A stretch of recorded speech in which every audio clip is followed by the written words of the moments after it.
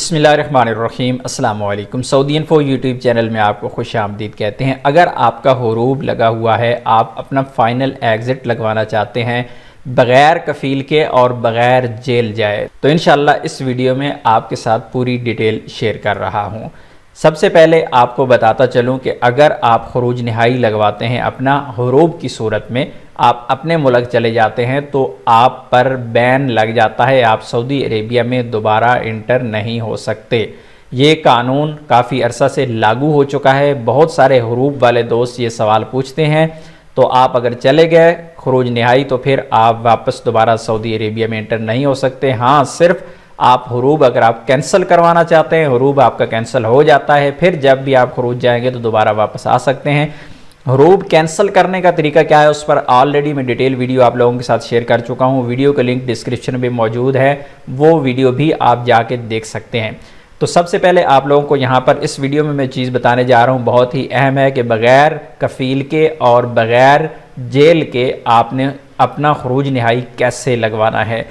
तो सबसे पहले आपने करना क्या है कि आपने अपने मुल्क की एम्बेसी में जाना है। एम्बेसी में आपने जाना है और इसके लिए दूसरे नंबर पे जो दूसरा पॉइंट है वो बहुत ही अहम है कि आपके अकामा पर किसी भी किस्म का कोई फ़ाइन, कोई पेनल्टी, कोई जुर्माना नहीं होने चाहिए। अगर पहले से कोई जुर्माना, मसलन आप गाड़ी चलाते हैं, आपके अकामा पे कोई फ़ाइन आया हुआ है, आपके नाम पे अगर गाड़ी है, वो भी एक मसला है, वो एक अलहदा इशू है। अगर गाड़ी आपके नाम पे होगी तो फिर भी आपका खरूज नहाई नहीं लगता, लेकिन आपके अकामा पर किसी भी किस्म का कोई फ़ाइन नहीं होना चाहिए।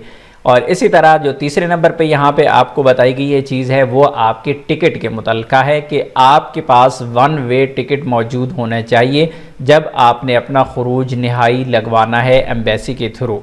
और चौथे नंबर पे जो बहुत ही अहम चीज़ है कि आप जब एप्लीकेशन अपनी सबमिट करेंगे एम्बेसी में, तो उसमें आपको एग्री करना पड़ेगा कि आपका जब खरूज नहाई लग जाता है तो उसके बाद 72 घंटे के अंदर आपने सऊदी अरेबिया को छोड़ना होता है। मज़ीद डिटेल यहाँ पर आपको बताई गई है। इसमें पहली चीज़ वही है कि आपने एम्बेसी में जाना है, अपनी एप्लीकेशन देनी है और एप्लीकेशन देने के बाद फिर एम्बेसी आपका जो पूरा रिकॉर्ड है वो चेक करवाती है, ख़ुद चेक करती हैं, तरहील से चेक करवाते हैं कि आपके अकामा पर पहले किसी भी किस्म का कोई क्रिमिनल रिकॉर्ड तो नहीं है, कहीं आप कफ़ील की जानिब से मतलूब तो नहीं है, कहीं पुलिस की जानिब से मतलूब तो नहीं है।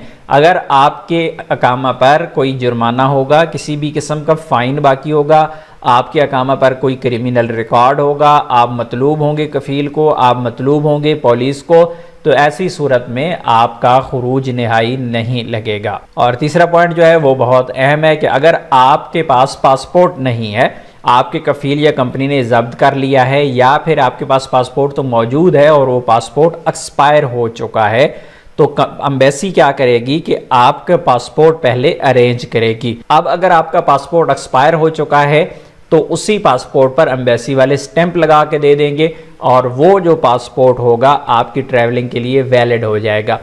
और अगर आपके पास पासपोर्ट है ही नहीं तो फिर एम्बेसी आपका इमरजेंसी पासपोर्ट इशू करेगी और उस पर आप सफ़र कर पाएंगे।